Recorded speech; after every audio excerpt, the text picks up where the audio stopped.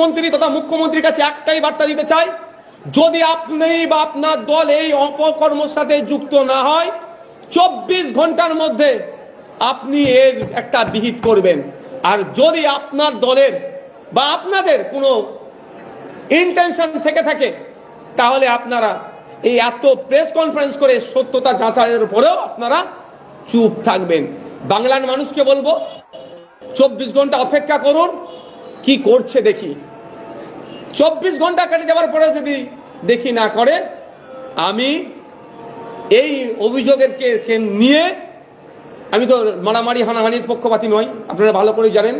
আমি শান্তি সম্প্রীতির ঐক্যের সবসময় কথা বলি, আমি দুটো জোড়ার কথা বলি, আমি ভাঙার কথা কোনোদিন বলিনি আর বলবো না। আমার রাজনৈতিক করে আমার পেট চলবে, সংসার চলবে, এটা আমার প্রফেশন, পেশা, এটাকে আমি এভাবে নিই না।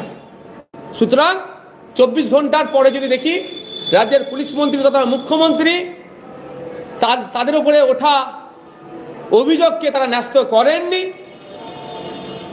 এই পুলিশের কনস্টেবলের নামটা প্রদীপ কুমার দের বিরুদ্ধে ব্যবস্থা গ্রহণ করেনি, তাহলে আমি অবশ্যই পরের স্টেপ আমি আইনের অর্থাৎ দ্বারস্থ হব, অর্থাৎ কোর্টের দ্বারস্থ হব।